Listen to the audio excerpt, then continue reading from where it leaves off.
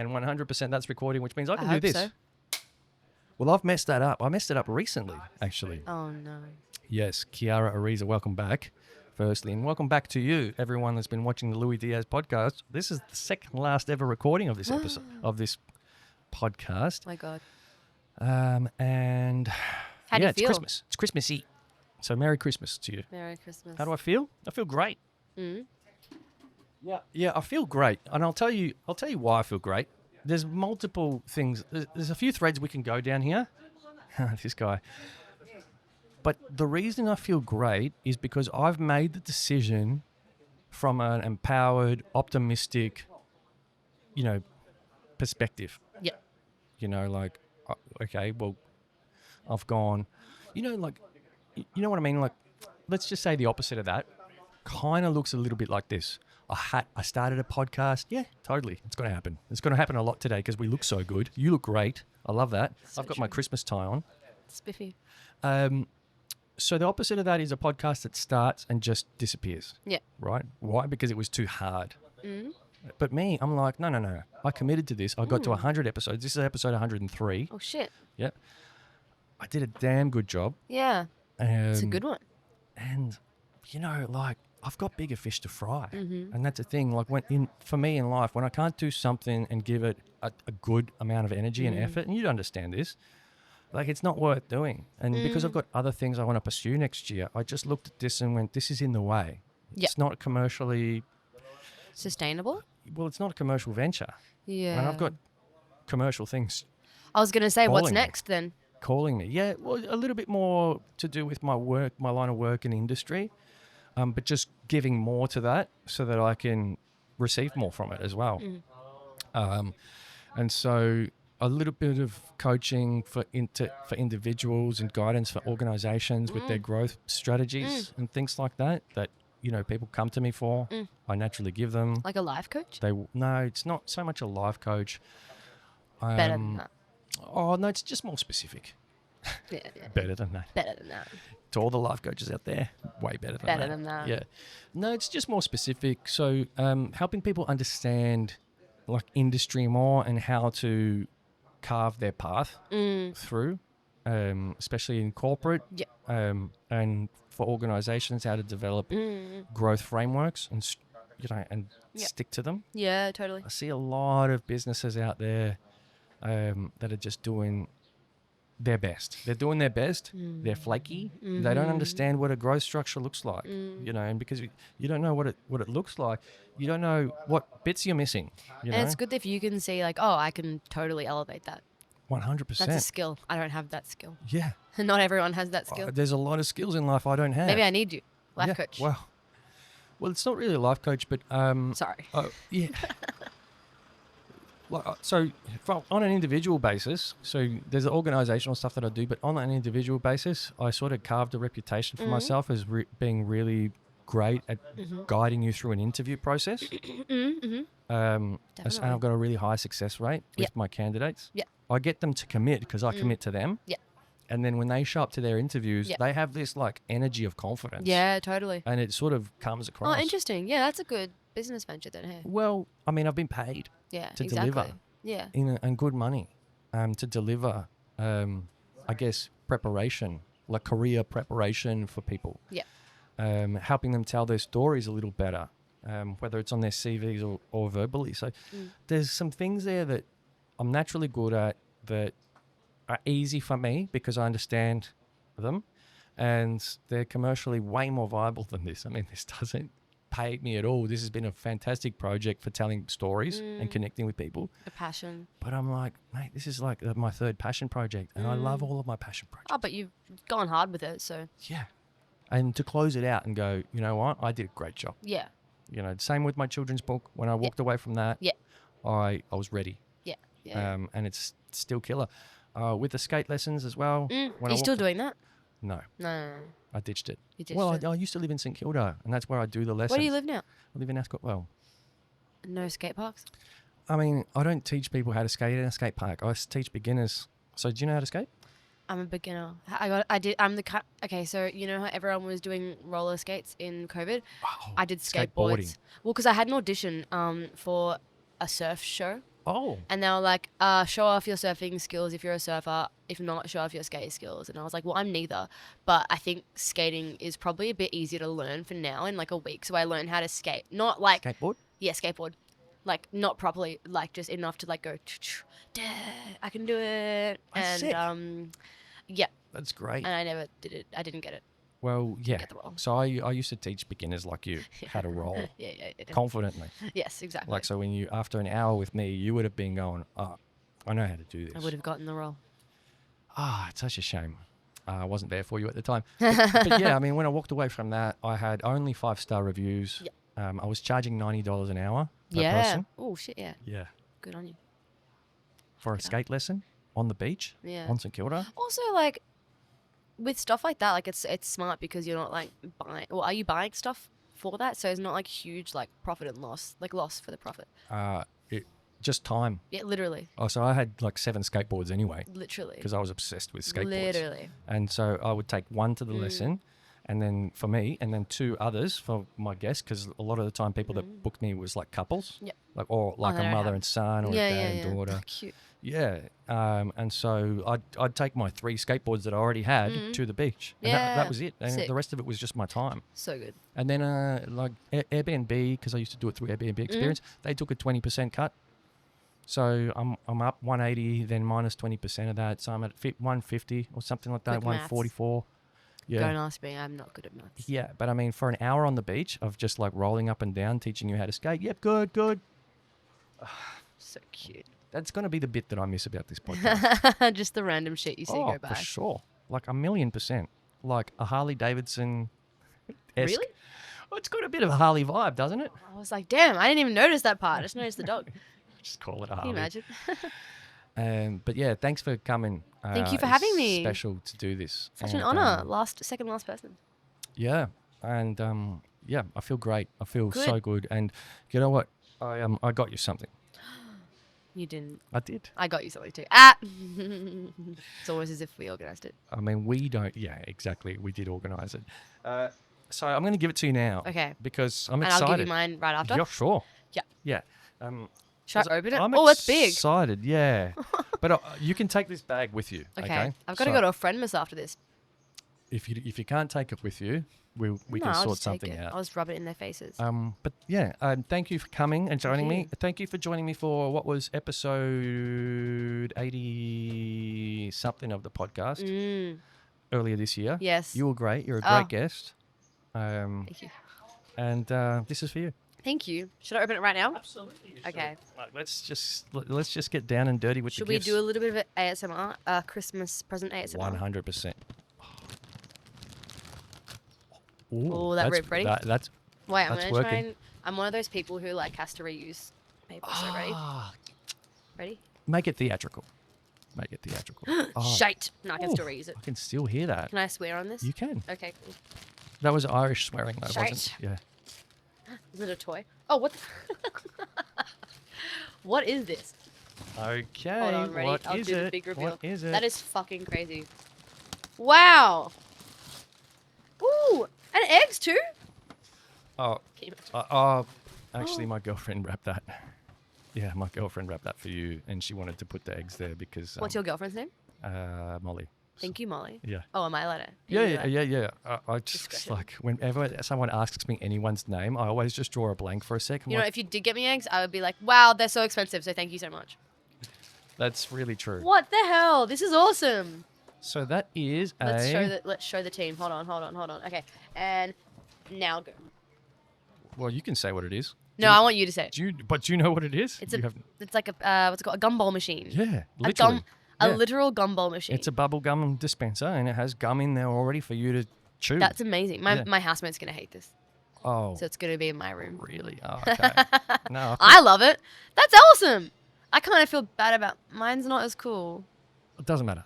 Mine's functional though. It doesn't matter how cool it is. It's a thought that counts. Remember, it's love it. Christmas. It's time for What giving. the hell? Oh, the inner child in me is screaming. I used to Oh, love this shit. I just thought that you would this really matched with you and your personality. You Really? know? For some reason, I Is just it because thought, I'm queer and they're rainbows? no, that wasn't why. No, not at all. There's no sexually, contrived, things behind it. But no, it's because you're playful and you're fun. true. And you, I guess, I'm trying to find the right words for it. I think it's just because like you don't take, it doesn't feel like you take life too seriously. So you're the kind of person that instead of like, buying gum and unwrapping it, you'd rather sort of see it swirl around through this thing before. I do want that. Thank you. That's kind of, that's what I'm I just a thought. bit crazy like that. Yeah, you are? I'm just a bit crazy like that. You I are. hate that I had to repeat that. No. Yeah. Embarrassing myself twice. But yeah, Thank so that's you. for you. That's great. Aw, Yeah, no, my pleasure. That's so cute. Yeah. Oh my God. Actually, I'm a bit. And I got eggs. Well, As you know, they're expensive. well, Just that, kidding. That was just to protect the thing from, like the wrapping paper from hell? breaking. So, yeah. That's there. so cool. I know. Thank you. Yeah. I saw it yesterday and I was like, that's the thing. That's What what the I'm going to hell? get you. Yeah. All But right. thank you. Thank you. Okay, now you ready for yours? Okay. Do I close my eyes? Yeah, because I didn't wrap it because I'm trying to be sustainable. All right. I'll close my eyes and I'll put my hand out. Is one hand enough? Yes. No, two. Two hands. Two okay, hands. ready? Okay. Hey. Oh, hang on a sec. I've got my eyes closed. This feels like some kind of powder. Yep, And I this guess. feels like a jar of something. What? That's crazy. You got that spot on. It's a Wow. jar. It's just a jar. Nothing inside. Oh, nice. What the hell? Is it like So it's just like a ready-made like lentil soup, and I think there's like 2 serves or something in there. delicious? And it's like all organic. I get it from this place called The Source. It's all organic and it's all That's so nice. it's vegan. Yeah. But you Oh. can make it not vegan if you want. Well, yeah, you can throw some. Yeah, exactly. Whatever you And that one is also from the same place, and it's a Christmassy one. So it's So gingerbread this mix. one is a gingerbread. Sorry, you're not mix. allergic to nuts, are you? No. Oh, okay, good. It's almond milk. It's gluten-free. So if you have a gluten-free person in your life. Well, yeah, I prefer gluten-free stuff here or there. There you go. I reduce my gluten. Yeah, I there don't you have go. anything against gluten. Gluten, I love you. What? I've always loved you, gluten. There you go. But thank you. That's okay. This is great. So this is gingerbread. Yeah. Right? You can make So- some so for Christmas. I've got to get the inner baker back in me. Yeah. Now. I haven't baked in a long time. Well, and if you don't would you like cooking? I love cooking, but not a baker. That one's anymore. just easy. Like, 'cause you just do it. You just You throw just it in. throw it in there. Yeah, and it's all done. It's ready to It go. looks delicious. And It's yum. actually, you know what? It's kind of good because, Christmas is that time of year where we just consume. Yeah. Like alcohol, Yeah. like sweets. For And so consumption. this is kind of like a healthy, Yeah. healthy option. This Chrissy. Yeah. Or make it for you and Molly. Well, thank you so much. Yeah. Oh yeah, that's way too much for me. I think there's I don't know. I think there's more than 2 servings actually. It's a Molly lot. would love that. Yeah. Yeah. You think there's more than 2 in there? Yeah, that's probably. I like reckon 4. because it expands. Well, yes, thank you so much. I Welcome. appreciate that. That's very Hope sweet. you like and it. very kind of you. No, it's great. Well, yeah. And it's good because if you don't want stuff, you can you consume it. It's done. Yes, Yum yum yum. Then you got a free jar out of it. absolutely. And we love jars. No, it's great. So, you've had quite an interesting year. Yeah. You started comedy this year. Yeah. In just at the Comedy Fest April 1st. Yeah. Literally started the Comedy Fest this year. And that surprised me last time we spoke because I felt good because I saw you at the Exford. 2 weeks in, 2 or 3 weeks Yeah, in. and I just thought, no, this. I was like, what? 2 weeks? No, that doesn't make sense because you sound so natural up there, and then we discussed around how, you'd been a theatre person or theatre kid, and that's helped having a stage presence background. Yeah, 100%. But now it's like you're 10 times more experienced than you were when I first spoke to you. Yeah, definitely. I would hope so. And how's it gone? Well, what have you been up to? It's been what, 9 months? Okay, I've done a lot since then. I've done a few really good gigs, booked gigs. did my first paid gig the What? other week. Yeah, it was a small amount of money, but it was for 5 minutes, pretty good. Someone paid you? Yeah, Someone paid you to make people laugh? yeah. And I did a. See? do you know Blowout comedy competition? Dan Brader runs it. Yeah, I know. Yeah, Blowout. I did that and I won the comp. To be fair, I brought out of 8 here. of my friends, but it was 45 people there. So Okay, well, yeah. except one thing, there was a first, second, and third, so I won. There was a cash money prize, so Okay. technically I got paid. 3 of my friends didn't vote for me. And I was like, that's not how that works. You're going to have some tough conversations. They were like, oh, all your friends were going to vote for you anyway, so we just voted for the person we also liked. And I was like, well, that's not how that works. If only 5 of them vote. That's really not. And I still won, so that means randoms voted. That's what I tell myself at night. That's 100% true. That how that's work? even more. That's even more than a friend vote, because they're right. Kind of a friend vote is kind of cheating. Yeah. But if you still won without 3 of your 8 friend votes, it's going to rub it in everyone's faces. Hell yeah. I think I won by literally 1 vote. We need to have a chat to those friends, though. How dare they? To be fair, the person who came second was funnier. Do you know Marlene? No. She's really funny. Yeah. How did she? What do you think she missed out then? Or was it because it was a voting? I think there was like 1 or 2 votes between us. So you're extra. And she brought maybe 2 friends, and I brought 8. We'll see. That's a strategy problem. 100%. It is a strategy problem. You know. Think hard, not smart. Well, No, if think you've got a smart. stadium full of friends, you could fill a stadium. Literally. Well, that's what I did with my fringe show. Right. I did a fringe show with 3 of my comedian friends. Adelaide. Well, Melbourne Fringe. We Melbourne, did it in October, and Oh. we've been picked up for Adelaide Fringe now. Wait a sec. That's right. I was asking you about that. Yeah. We were talking about that a little bit. Yeah. What was that about again? The Fringe show? Yeah. It was just 4 of us doing, like, it was a lineup, a split bill, so we all did our own comedy, Oh, okay. bits. We did 15 minutes each. I accidentally did 22 minutes one night because I went over. And I just think I'm really special, I guess. And then it was at the MC showroom, but it was in, like, the club room. So it was small. It was 30 seats it could fit in. You could add in more seats. We did 2 weeks. So we did Wednesday, Thursday, Friday, Saturday. Yeah. 1 week, and then the next week. The next week we actually end up having to add 5 more seats onto each night because we sold out. Right. And we sold out those ones too. Okay. So we went really well. That's And we awesome. didn't expect to make a profit, but we did. So we were really, really happy and pleased with how that made. That's such a whoa. This year's been good for you. Yeah, it's been a really great comedy year, and I just hope it keeps getting better. Well, it started this year. It started this year, yeah. Yeah. And you've been paid twice. Like, you've made a profit off a show that you ran on Fringe, and Yeah. you've been paid for your first sort Yeah. of. Was it a solo? It wasn't a solo show, was it? Which one? The one that you got paid for recently. No. It was Just like, part of it. yeah, it was just like ensemble. part of like a lineup. Aye. And yeah, so That's sick. yeah. Wow. You know what I learned in 2025, that's this year, because I've started saying 2026 for some Feels reason. like 2026. Hurry up already. Is that No, don't. your life can change really quickly. So fast. Yeah. Like it can. These Mine did. months. Yeah. When I originally I was in a totally different job when I I was spoke gonna say, to what are you. you doing? Because you're at your corporate job. Yeah. I'm in a different one now. Which one? It's such a weird story, and I've already told it a couple of times on the podcast. But essentially, I got let go from one Oh shit. because the company wasn't doing so well. Yeah. right? Tough times in IT. Happens. Tough times in IT. Right. And it wasn't isolated to our company. All of our competitors are suffering too. And literally, because I work in a co-working space, the business next door offered me a job. Oh, perfect. Like Oh, straight away. I just didn't- your luck, hey? Look. Same job? Yeah, I didn't apply for a single job. I didn't do any of that. So good. It's crazy, and it's come with a whole lot of stuff. Which Yeah, you know, totally. I'll sort of I'll keep private now, but like it came with a whole lot of stuff that just meant growth. It meant Yeah. growth in, financially. It meant growth, I guess, responsibility wise. And I'm like, whoa, 2 different people that started this year and ended this year. And same with you. Yeah.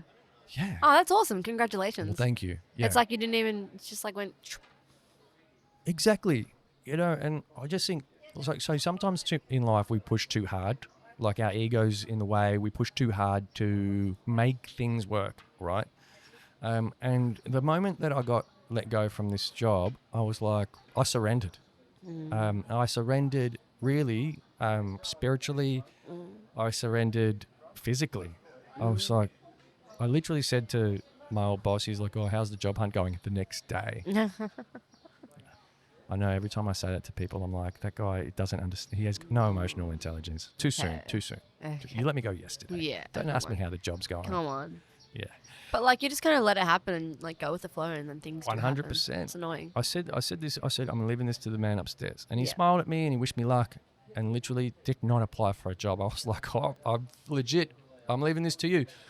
I've got to have some faith, because the old me would have just gone, oh shit, panic, apply for all the jobs that I don't want, go to all these interviews that I'm not really putting my whole heart into. And I was like, I'm not going to do that this time. Yeah. I'm going to just go, like what you said, go with the flow.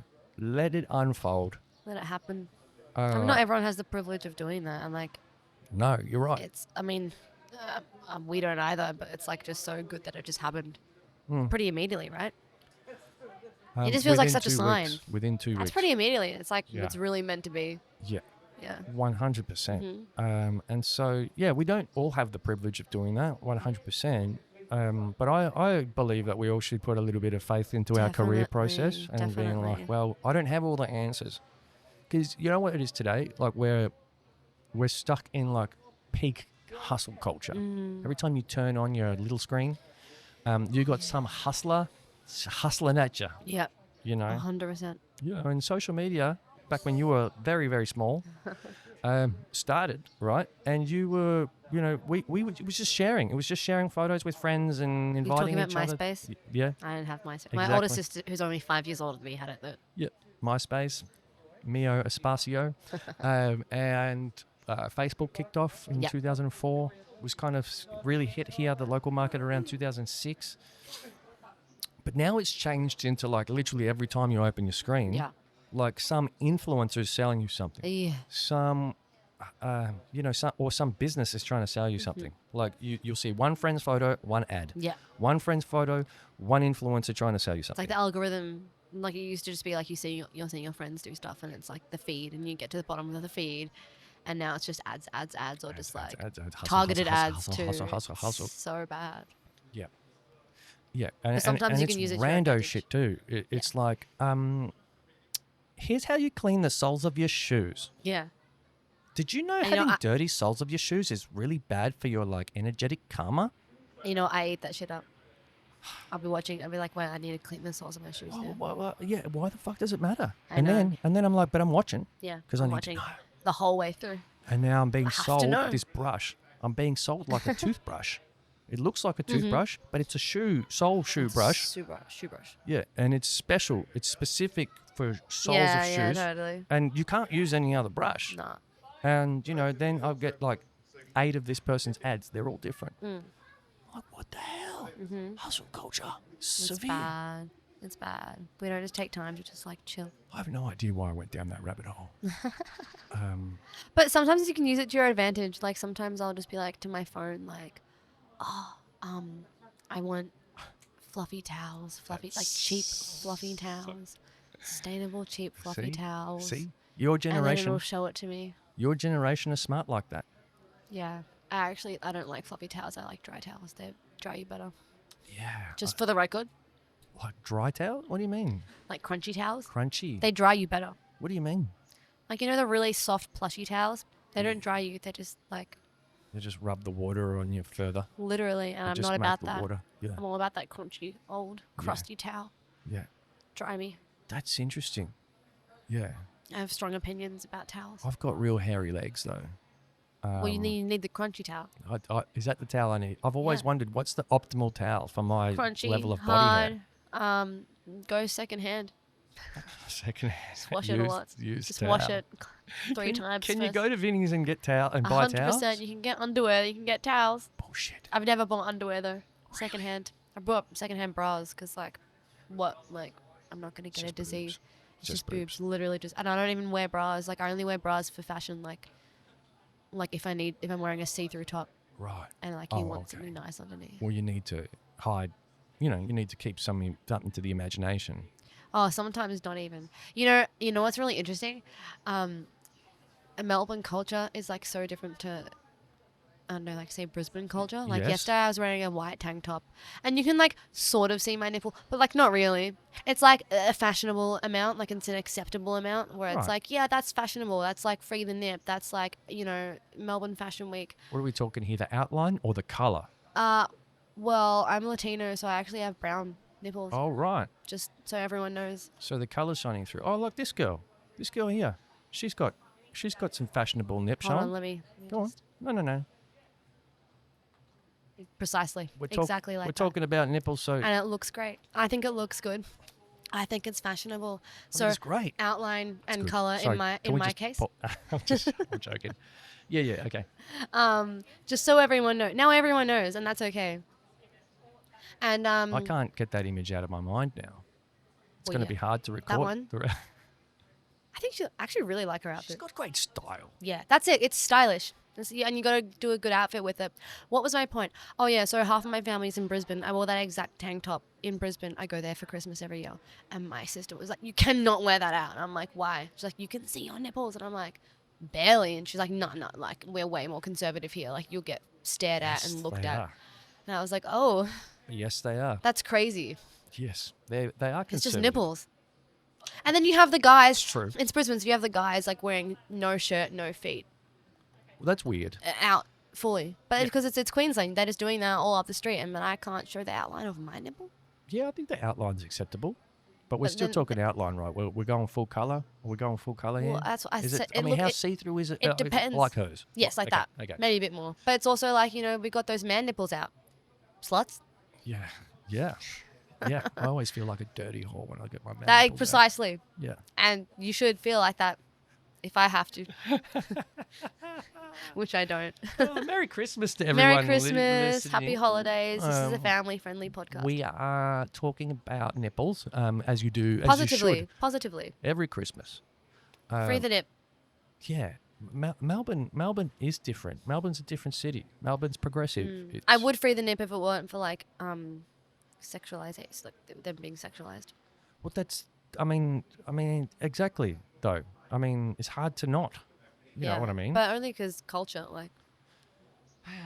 Yeah. I don't know. I think it's more than culture. It's primitive urges, isn't it? Yeah, but then why did men get their nipples out? I've seen some men with bigger boobs than me. Same. And that's not disrespectful to you by any way. No. I'm just saying. It's true. There are some man titties out there that There's need. some moobs. Yeah, moobs. Is that what you call them? Yeah. Men boobs. No disrespect, it's just true. Well, I think you need to hit the gym when you got man boobies. I think you But need sometimes it's because of the gym. to. Oh, sometimes no, the they're not pecs- boobs. Sometimes the pecs are bigger than some boobs. Yeah. Yeah. And they're out there.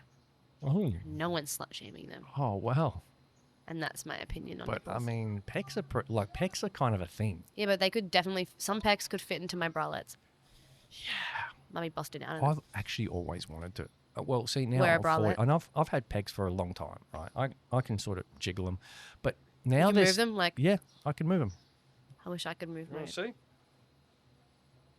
How do you do that? you've just got muscle there, and it just contracts. Are you doing, like, I can do it if I do this. Oh no, I don't have to move That my doesn't- face. I don't have to move my face. No, it's just I've been able to do that since I was 15. I Can just only went men hard do on the that? push-ups. No, but from a muscular perspective, yes. Unless you've got a woman that's like very muscly there, because what it is, it's just like a contracting of like the muscle. It's like I don't know. What's another? Oh, it's like clenching your butt cheeks. I can do that. Yeah, it's exactly the same. It's like the same action, except it's up here and not down and back there. I can't do it. It's hard. Yeah, it's hard.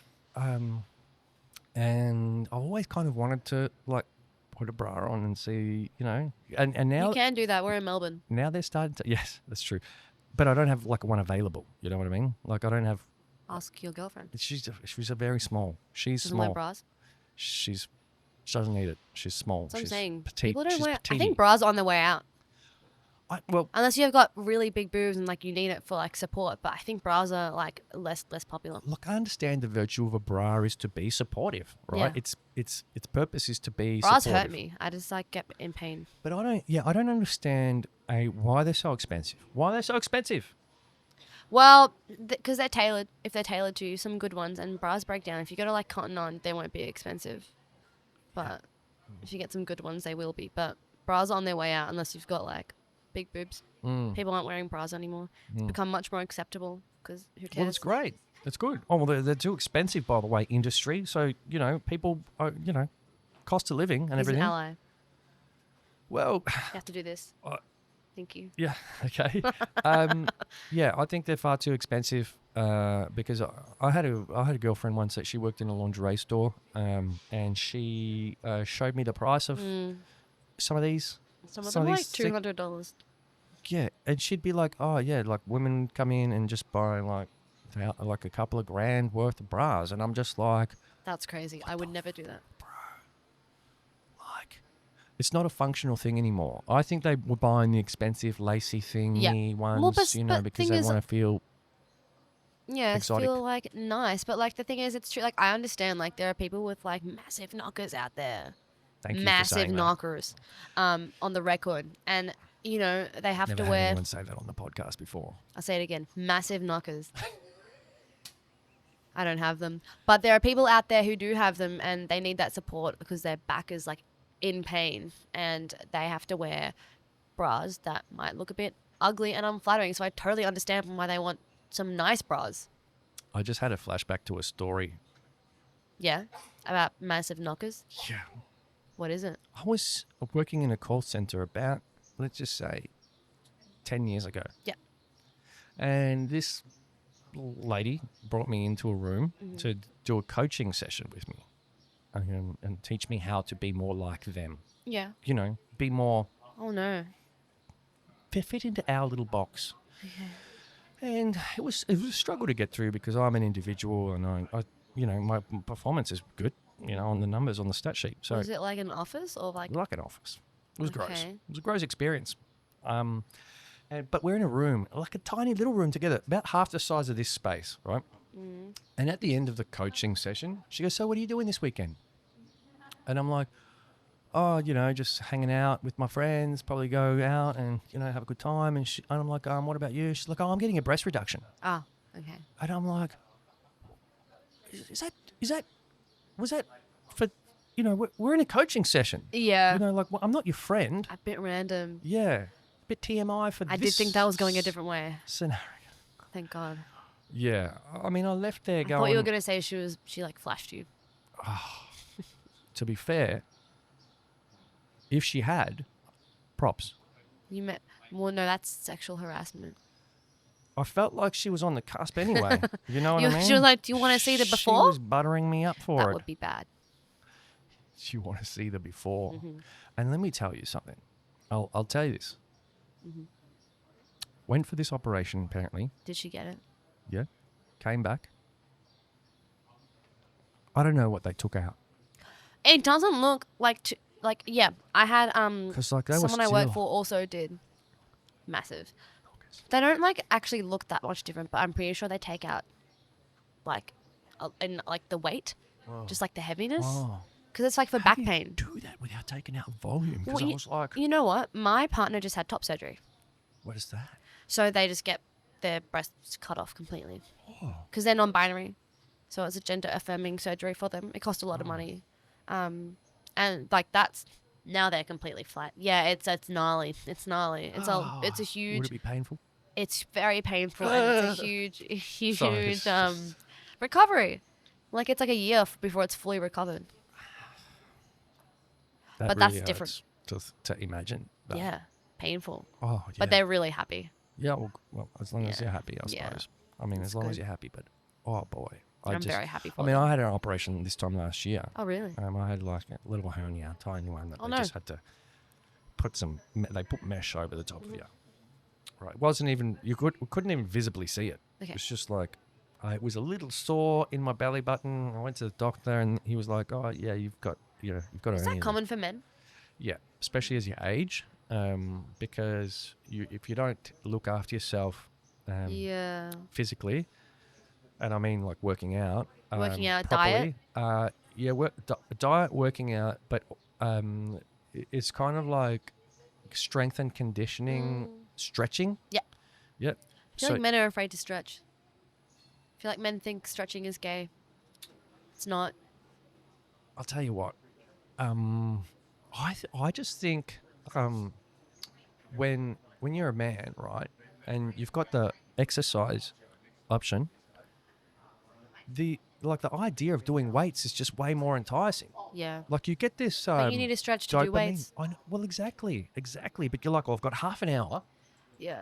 I literally used to spend an hour in the gym stretching because it felt so good. And then better. I didn't realize that I was actually, when I went to my first yoga class many years later after doing this stretching, I'm like, oh, this is what I've wanted this whole time. I've wanted this like beautiful yoga class. Yoga is so strengthening as well. Like a yin yoga, right? Like flow. Have you done flow? It's hard.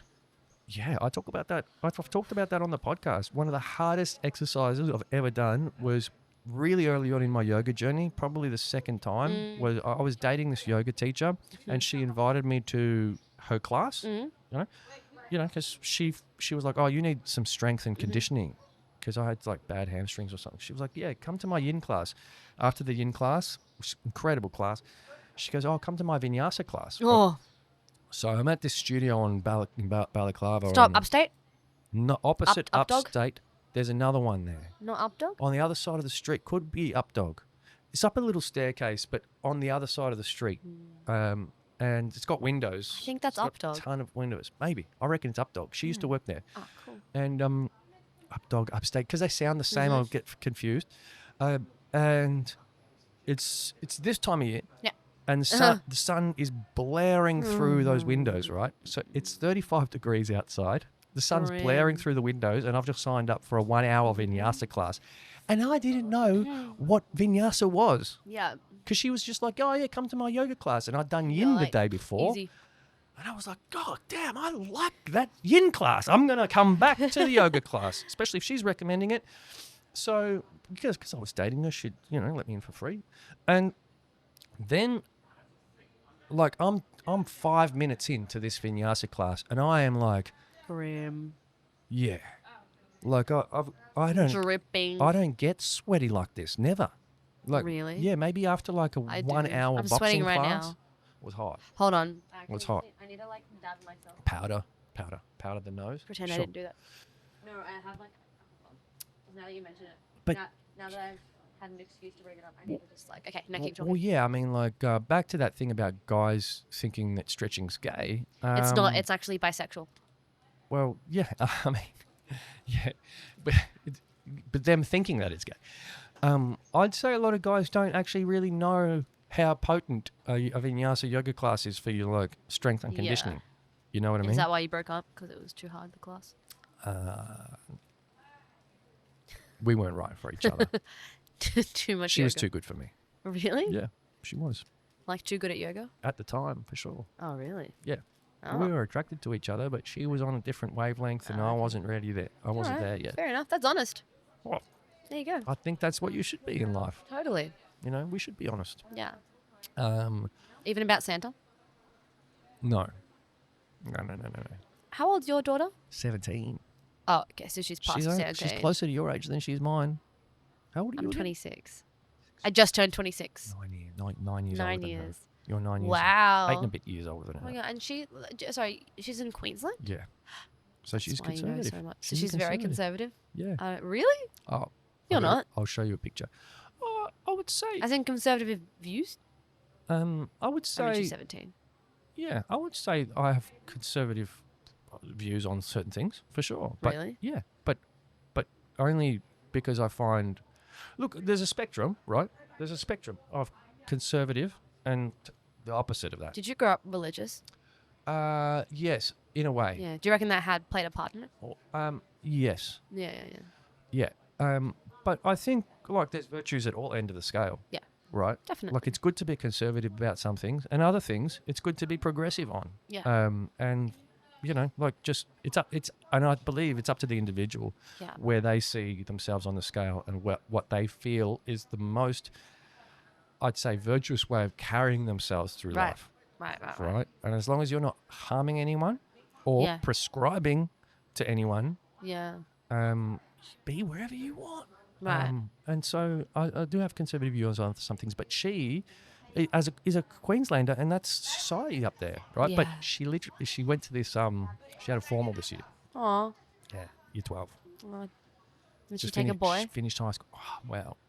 She sent me a picture of her in this dress. Yeah. Savage. She looked savage. Savage. She looked Fierce. fucking savage. Yeah. Slay. Yeah, 100. And I was like, holy shit, I have a young woman now. I don't have a little girl anymore. Yeah.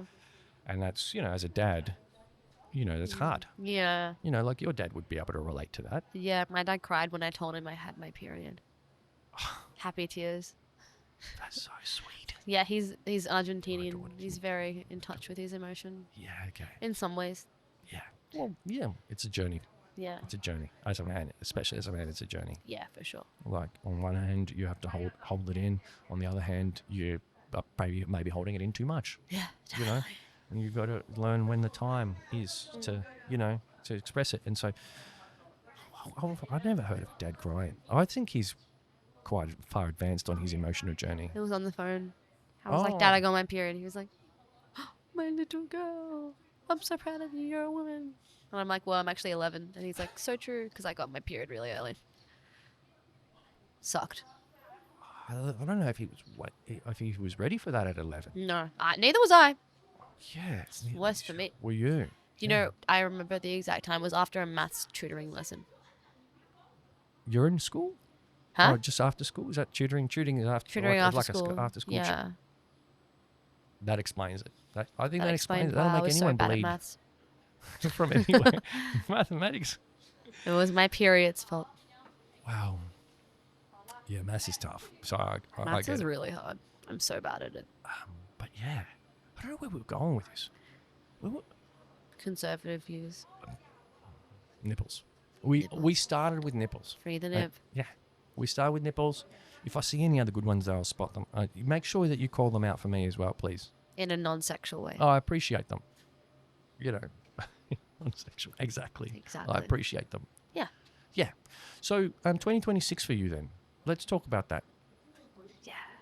In what way? Well, you seem really excited. I'm really excited. Well, in whatever way that you're excited about then. I was Well- going to ask you about comedy, but you've seen like... I'm excited about comedy stuff for 2026. Okay. Hold And... on, my nose is blocked. Oh, mine's been Okay. blocked. Barry. We're back. Things are happening in 2026 in comedy, and I hope they continue to happen. I'm trying not to ride the wave too much. Like, I want to enjoy it, but I also don't want to be like, I don't want to get my hopes up too much, because you want to. It's like that. I'm just trying to stay humble. No, it's like that balance of being like, yes, all these opportunities are happening. It's amazing. And also like, okay, but like, it ebbs and flows. Like, don't get too excited. If it goes down a bit, that's okay. It happens. I'm still very new. And by the Comedy Fest happens, it's going to be 1 year, and that's not long. So we've been picked up for Adelaide Fringe for our show, the diversity quota. Okay. Mm-hmm. Is that the name of the show? Is that what you named it in Melbourne? Yep. Yep. Okay. Yep. Cool. Now we're doing Adelaide Fringe, which is really exciting. So we're going to maybe... Quota. Yeah, it's diversity in brackets, because we know we're not too diverse. So we have non-binary finery. That's Ruby Stewart, a very funny comedian. We've got Chantria Young, imported flavor. She's from Hong Kong. Okay. Yep. Also very funny comedian. We've got me, the queer Latina. I'm also a very funny comedian. And then we got and then we got Sam Kelly, the token white guy. Hilarious comedian. Token white guy. Yeah. That's diverse. Yeah, he's our diverse hire. Yeah. Okay. That makes sense. And our whole show is pretty much like, it is, we kind of all have a little bit of a persona of like making fun of the comedy industry, making fun of the incel culture in the comedy scene. And it did well. It was well received, because a lot of comedians came and they were like, oh, that's relatable. Can you share some bits from it, or no? No, it's not the same when you're not performing. No, don't. I was just trying to think. Don't do that for me. Don't. I was just trying to think of anything. Like, I can give I'm an putting example. you on the spot there, and it's No. Like, I'll give an example. I won't do it because because like we have like a song at the end, Oh, great. and it's You sing? a parody. Yeah, it's a parody of Wonderwall. I It's reckon called you'd My have a good Hairy voice. Balls. I do have a good voice. I'm theatrically trained. Uh-huh. Ah! That was bad. Hold on. It's good. It's Ready? Whoa! I just watched Wicked. Good. Wonderwall. Can we do a line or You're two? just like, please stop. No, we just had Oasis playing in Melbourne. Yeah, I know, and that's what made it funnier actually. So it's called My Hairy Balls, Ruby wrote most of it actually, but it's I've got derived Mary from a bit great, and it's derived from power to you, and it's derived from a bit one of my jokes where I get my guitar out and I just like play the intro to Wonderwall. You play guitar? Yeah, very badly though. I can play Wonderwall. There's like 4 chords in that or something. That's Literally. pretty good. Ha! There's 6. Throughout the whole thing. Yeah.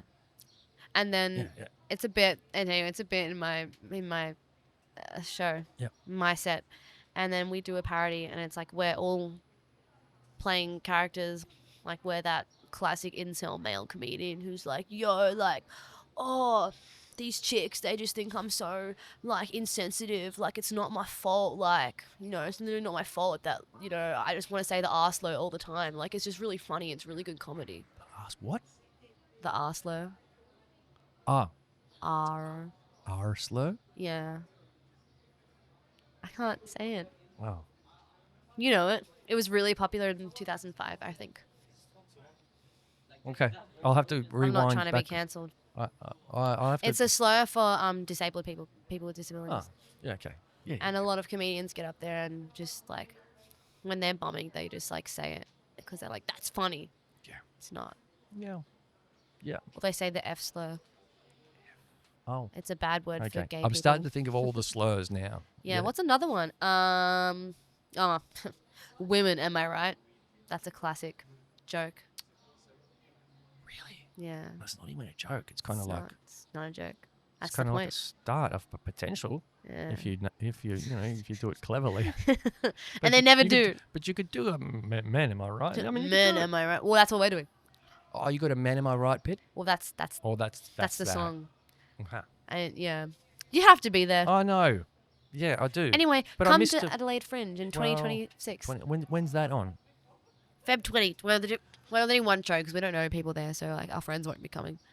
So hopefully, random people. Just get on the socials and start, Yeah. hustling on that. Yeah. What we were talking about before. Yeah. What I was saying not to do. Hustle. So we're doing that Feb 20 in Adelaide. It'll be amazing. And then Comedy Fest, I'll be opening for some people. And I'm a part of a lineup. Jared Gandry actually had a really great thing that he did. Oh, yeah? He told me the story about this time when he was trying to sell tickets to a show or something. I think it was Jared Gandry. And he bought a bunch of goon bags and took them around to all the backpackers and hung them up on like the clothesline or something. And it said, come to this comedy show. And it worked? He wrote on the goon bag, hung it up. Yeah, he said worked. Okay, I'll do that. Creative, inventive ways. Yeah. And Alex Main was talking. Oh, yeah. Yeah, he was talking recently about having come back from the Edinburgh Fringe. Wow. So expensive. Oh, 100. I wouldn't do that for a very long time. Well, don't. Hey, take that out of the ether. Yeah. You don't know what's going to happen. I'll be asked to do it. You have no idea. Just let it. No. Let it. But Yeah. whatever you do, don't command it to the universe that you're not going to get that for a long time. No, true. Because, It could as we happen. said earlier, your life can change in a space of a Yeah. year significantly It has. in ways that you don't even, you can't even imagine. Totally. And it's true, for sure. I believe it, and I know you do too. But like he was saying that in Edinburgh Fringe, he saw some of the most creative ways ever of promoting a show. Do you have any? He was talking about this one fella, Vittorio. You may have seen him. Sounds familiar. Yeah, I think he's sure. like this Irish Italian guy. I think I know. Very funny exactly guy. who you're talking A about. ton of followers on social media. Cool. So he's done really well to promote himself, and he paid some people to stand out the front and like picket or like protesters Yeah. to say that his show sucked. And people were just so curious that they had to go.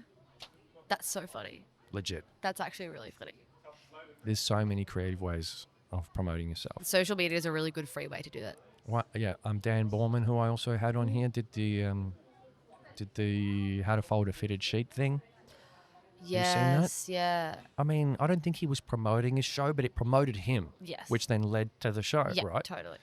And look, Dan Borman admitted something when we were talking as well. He admitted to me, he was like, I'm not the best comedian. Really? He was, well, you know, of course you would say that. No one would ever say that they're the best comedian. Yeah, I would never say that. But, I mean, his point was that he understood that, you know, to be successful in comedy, you've got to have at least one of two things going for you. You've either got to be really, really, really darn funny, or really, really, really good at promoting yourself. Or confidence. Well, it depends. Yeah, well, exactly. But Promotion is everything. We did really well with promoting it. That's why we got people. And if you listen to how Dan speaks, he'll agree with you. And I kind of tend to agree with him as well. I think promotion is everything. Yeah. Like you've got to know how to promote. And whether it's a podcast or a clothing label or a comedy show. Be the most popular comedian ever, and like if you don't advertise it well, no one's gonna know. It's like with people in the music industry. I went to the Doja Cat concert. Doja Cat, was that one recently? Yeah. She's awesome. I've been a fan of her. Who isn't? But like, I didn't even know she had a concert. My friends who's just really in the loop with concerts just bought me tickets. Oh, great. We all need a friend that's in the loop with concerts. Yes, so if you know any, literally. But then all my other friends were like, wait, Doja Cat? I didn't even know she was in. Like, it just wasn't advertised very well. And she's a very famous singer-songwriter rapper. So, can I tell you my theory on that? I just think there's so much noise these days. Yeah. That someone like a Doja Cat can come to Melbourne and it's just, there's so much other noise. Yeah, like, totally. I think the same night that the Melbourne Cup was on, also Oasis was playing. Yeah. Yeah. Do you know what I mean? Like, yeah. There's this competition for screen, like for like it's great outfit. Promotion. Yes, beautiful flowers.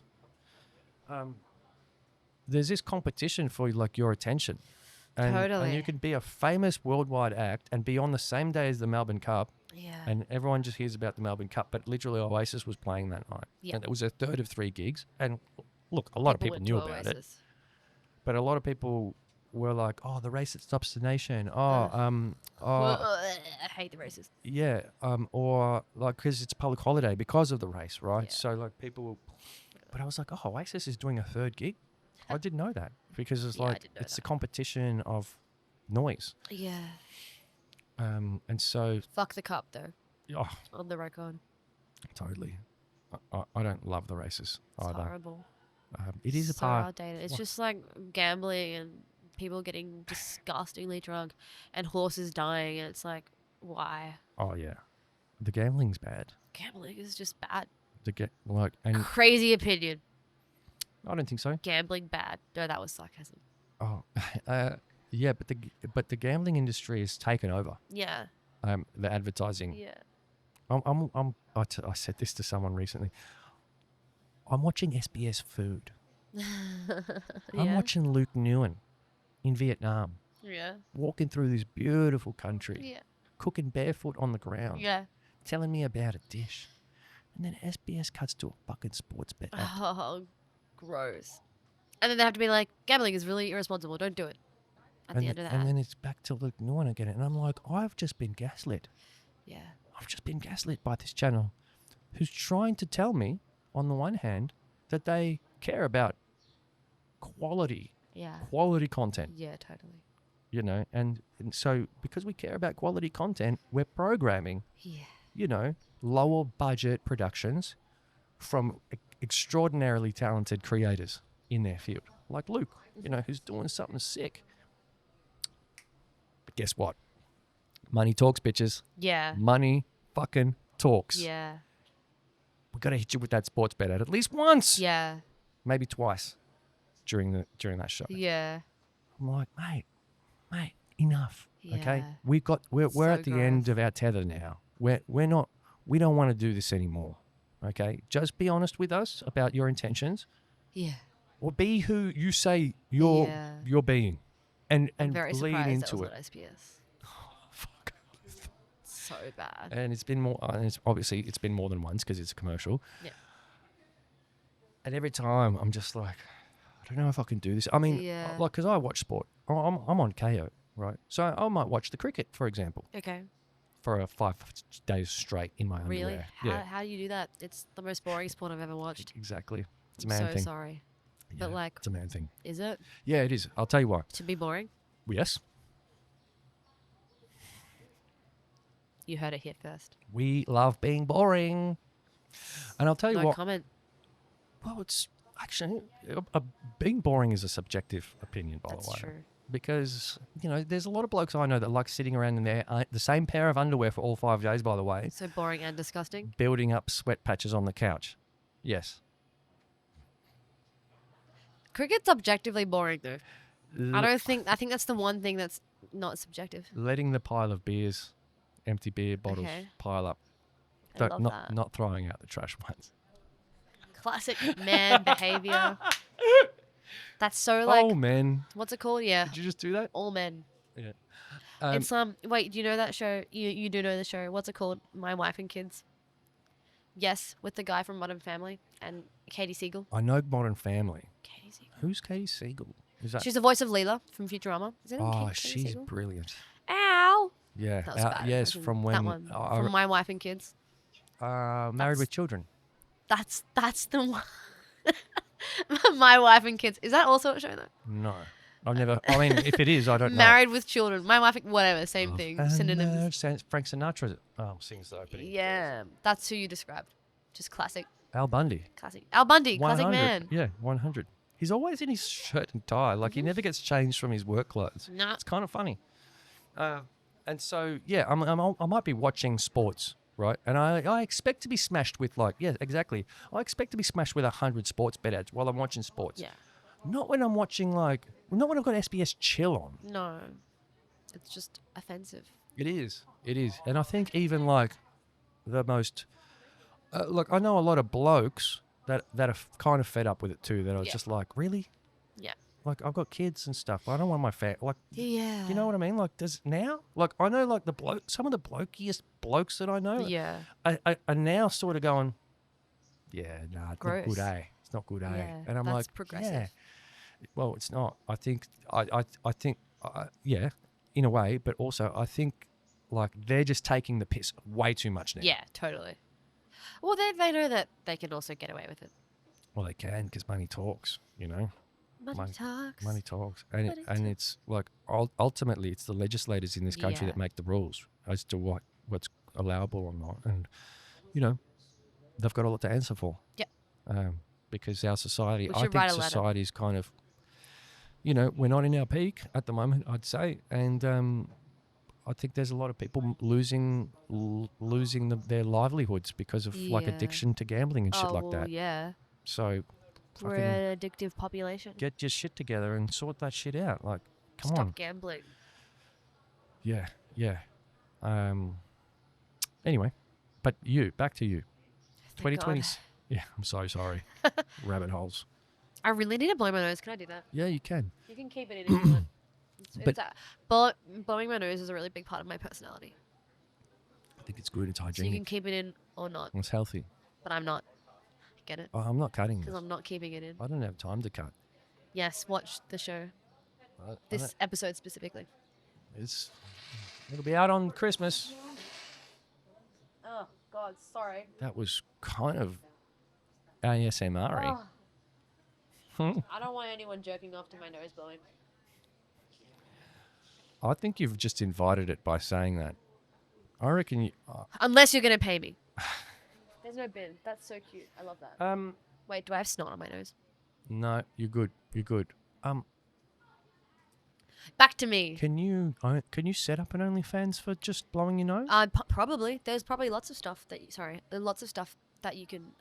There's fetishes have no limits. Nose blowing fetish? Probably. You reckon? I would make a lot of money. I'm a snotty gal. Yeah. Hankies or tissues? Both. And then I'd sell the hankies for $258. I reckon some sick fuck out there would buy that. Hope so. I'm just- I don't want them to clone me though. Oh, your Yeah. DNA? No, they're picking up hair strands off stages and stuff. They're like, you're already clonable. Like, you're already way clonable. There doesn't need to be two of me. Mate, I think one's good. But let's talk about then 2026 is just a fringe show. What else you got planned? Comedy Fest. Melbourne International Comedy Fest. Yeah. And this time you're going to give it, like, you're actually going to go in there with like a year of experience behind you. Well, I'm not going to do my own show. I don't think I'm ready for that yet. Yep. Also, I think I'm opening for some people. Yep. some people with some platforms. Great. So that'll be awesome to do that. Platform shoes or? Both. Okay. With a big, with a big platform and then Followings, yeah. following, and hopefully I can leave a good impression. Yep. And I'm also going to be on a lineup show, which will be cool. So I'm just really excited about that, and I hope I don't bum. So you've teed all this up. This is ready to rock. Well, yeah, I've been officially given dates. Well, I've been given dates, and I've been told by the guy that, yeah, here you're on. But I haven't gotten an actual contract or anything. I don't know if I need that. So I'm like, should I be going around telling people that I'm definitely going to be on this guy's show? Do contracts even a thing? I don't know. Like in that world? I don't know. Nah. Who knows? I mean, well, from what I've heard, I've just heard guys saying, "Hey, listen, I just invited this person to open up for me, and that's it." Like, I don't know if they I have him on video saying it. Like a blood oath on it or something. You know what I mean? Yeah. I just think that's how chill it is. It's like, you want to open for me? Great. Yeah. These are the dates and hopefully it does times. happen. Well, you've been asked. I'm pretty sure it is happening. Like, 199.99% sure it's happening. Well, you show up, and I think you'll be like. Yes. I mean, because if for some reason they change their mind, they've already asked you. They have to put me on. I've told all my. You would just go and sit in the front row. Yeah. Fuck you. And make you things suck. really uncomfortable. Yeah. That's not what you would do. No, he's very good at crowd work. I'd probably lose that battle. Who is it? It's Blake Pavey. I heard the name. Yeah, he's young. He's younger than me. Up and coming just by 2 years. Really? Yeah. These young lads these days. I love anyone who's got the courage to get up on stage and do something like that. Yeah, he's really good. Yeah. And he's done really well, and he's going to keep probably going. Yeah. Getting more famous. Yeah. So it's great that I'm hopefully probably opening for him. I'm opening for him. I think it's great. I think you've come such a long way since we met, and you're really going places. I think it's just important to I hope so. Breathe through it. Just breathe Yeah. it. Just breathe, and just let it unfold. Yeah. And just and prepare yourself as well. Yeah. Like, take it seriously, professionally, and which I know you'll do. And yeah. it can't go anything but right. Yeah. Even if it goes a little wrong, there's just so many things you can take away. And I'll do the jokes that I know work, But sometimes the jokes that work don't always work. Yeah. Yeah. Well, Temperley talks about that. Yeah. Temperley talks about sometimes the jokes. I did Sellers last night. I saw him for the first time in a while. Yeah. Yeah. I bombed. Oh. To be fair, it was a group of 18-year-old boys.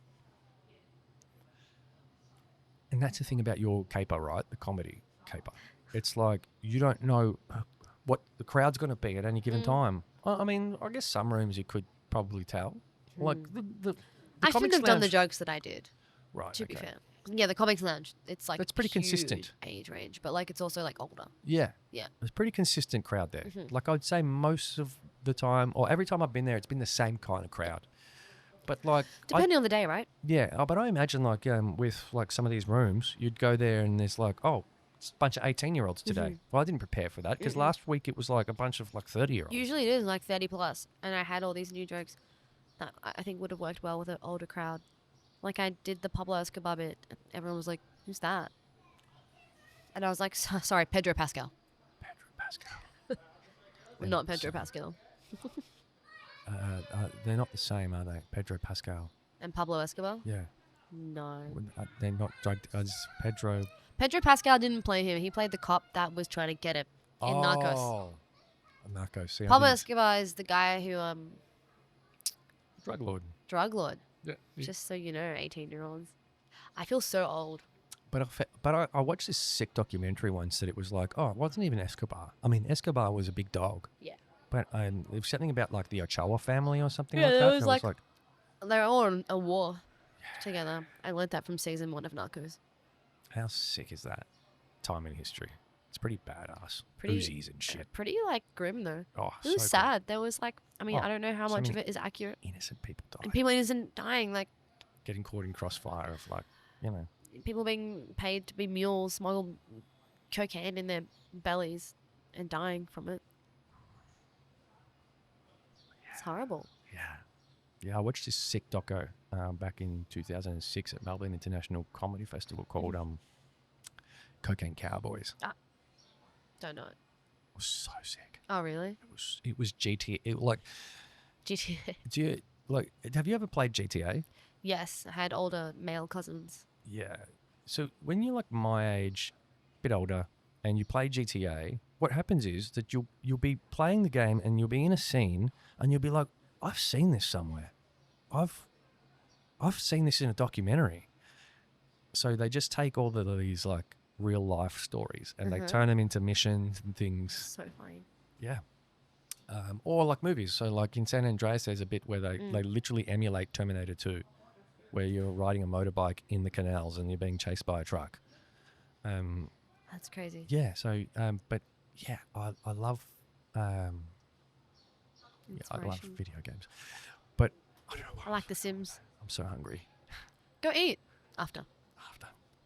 I want some of that gum actually. Yeah, but okay. Fuck, I totally lost my chain there. Maybe it's because it's really warm and sunny today and I'm wearing this jacket. I'm dying. Yeah. I'm kind of dying. Take it off. Kind of dying. Okay, fantastic. So that takes us to April next year. And any other plans?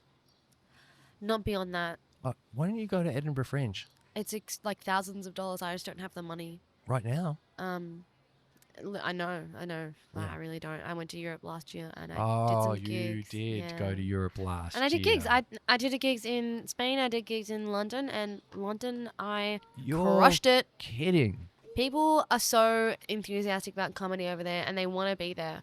I feel like an Australian crowd, you really have to work for their approval. It's the tall poppy Over there? syndrome. No, here. Oh. I did some jokes. I was less experienced. I hadn't done a gig in like 5 weeks. Did 2 in London, and I killed it both times.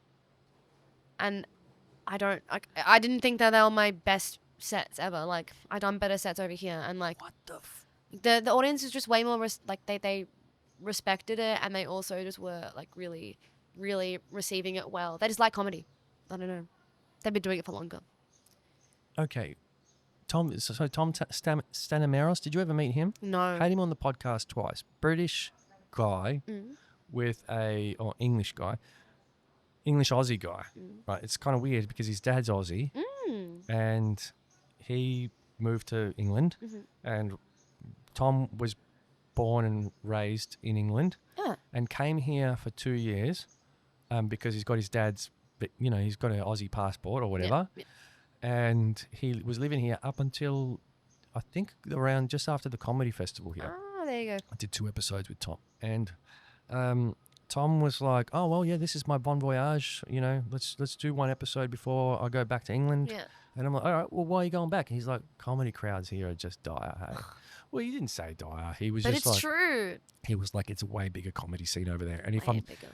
And so before he came to Australia, he had never done comedy over there. It's like he came over here and was like, got nothing to lose. Like it's not my home crowd. So he developed some comedy confidence here. He ran a room in Richmond somewhere. I forget the name of it. And then he got to a point where he was like, okay, I think I want to take this comedy thing seriously, but this isn't the market. That's the market. And I saw a clip of him the other day on his socials, and he's lost a bit of weight too. He's looking like he looks different. He looks better? taller. Yeah, he grew. Yeah, he looks taller. He's a tall guy, but he looks better. He looks slimmer, more confident. And he did this bit. The crowds. He did this bit, and it crushed. Like the room was just like frothing over it. Super warm. And I was like, I see like his idea worked. They like it. They like it better over there. So how do you go from this experience then, like having had that and then coming back here and then going like, do I belong here? It was a real confidence boost because it's like, well, I know I can do it. And I didn't know anyone there. That was the first time I did a gig without knowing anyone in the room. And it was still well received. One of the other comedians literally came up to me and was like, oh, you're a professional comedian? Because that was really good. And I was like, no, not at all. But thank you very much for saying that. And I think I actually think it's better studying here because you get that like if you can do well here, you can do well anywhere.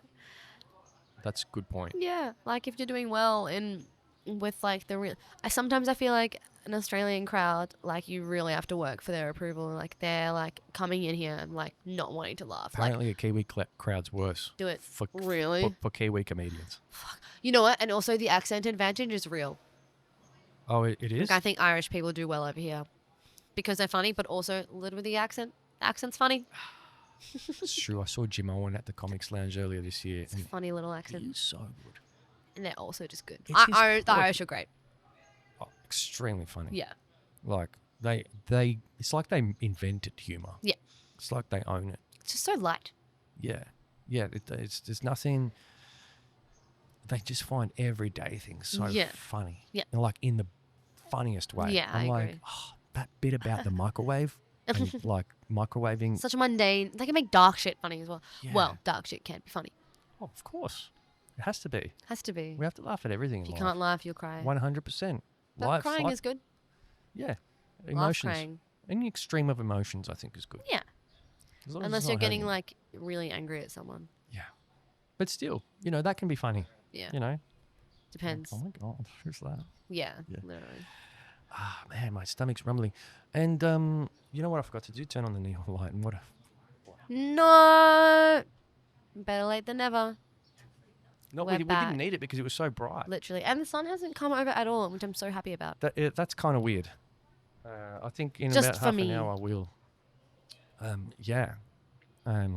Yes, because you did tell me that you can't be taking in sunlight at the moment. So No. you are lucky. Well, I reckon we got about 25 minutes before it creeps on over. Okay. So we might need the umbrella. Yeah. To come out. Yeah, because last time we spoke, you were going to Europe, and I was under the impression that it was for like, a getaway, like holiday. It was. But I'm like, Celebrate Eight. the day I don't know the lyrics. you could feel so nice. Holiday. Holiday. Yeah. What were we talking about? I don't know. It was your holiday. It was a holiday. No, it was a holiday. But the grind doesn't stop. But how do you even set yourself up to go and do a room somewhere in another country? You just go on Facebook and you go, yo, what's up? I'm a comedian traveling. You did that? And then we're Yeah. like, oh, go and do this room. And they're like, fuck off. And I'm like, no. And they're like, Did fine. they? I No. imagine they did. No, you know what? Their system's just better over there. You have an app. You can do stuff on apps and you can just book shit. Or I'm use email people. I'm specifically talking about Spain, though. They're Spanish people with a Oh, Spanish in. Sorry, yeah. In London, it was really easy. In Spain, they have a big English speaking Oh, they do. comedy scene. Oh, great. I didn't do well in the one room that I did. Like I did fine, but there were so many different ethnicities there, and I think the Australian British humor kind of got lost. Yeah, I don't know if it was really vibing. Like I'd try to do crowd work, and they were like just having a hard time understanding me, but that's all right. Hey, you in there? You over there? Yeah. Huh? Okay. Yeah. Oh, it was like What? I don't think there was a single Spanish person in the audience. It was like Eastern European, British, okay. like Yeah. yeah. Impossible to do crowd work with some people. Yes.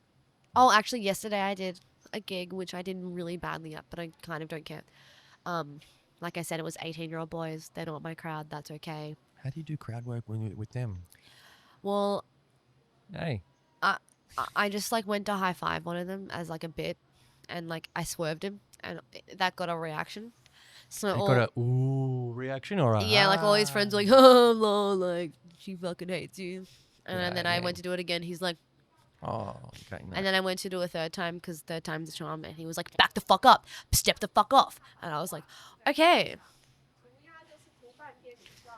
Someone's been listening to Andrew Tate. Someone's ego Has has. been crushed. Yeah. I should have brought up 6'7". That would have really got them. Yeah. 6'7". What's the hat? Oh, I don't my daughter know. said that to me. I don't know. I just know that it's a thing. Well, but you're supposed to know. You're in that. I'm too old. You are. I'm too old. You. Yeah. 6'7's are for 12-year-olds. What I hope do think. I have? What hope do I have? No. I I had don't an know. 18-year-old Yeah, I just released that episode. Oh, I really? had an 18-year-old. They will know what that is. I think this guy's really too mature. He's very mature and wise. He's not on TikTok. No. He's not on He'll TikTok. still know. He's professional. He was like a professional football, like soccer player. No, he'll know. And he's just taken a break to live the life. Fair enough.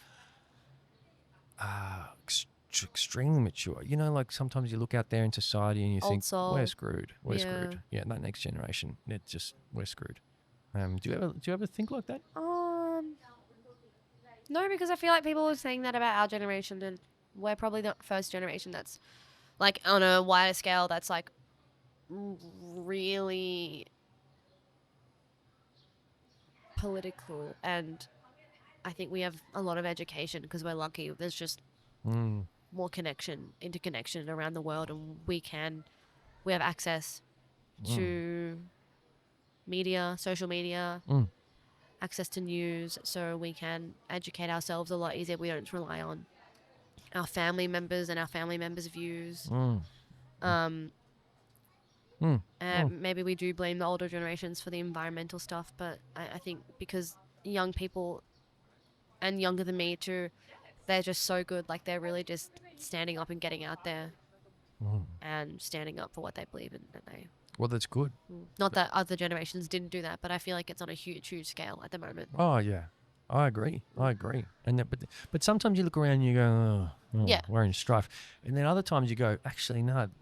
So when I had Alif on, I was like, this kid is giving me hope Yeah, totally. in the future. You should, yeah. I mean, that's like the beauty about Instagram. Like, there's these pages like Students for Palestine, and like you just see these like actual high school students, these 15-year-olds advocating for human rights, and they're protesting, and it's amazing, and you're like, Great. wow, that's really inspirational. They got courage.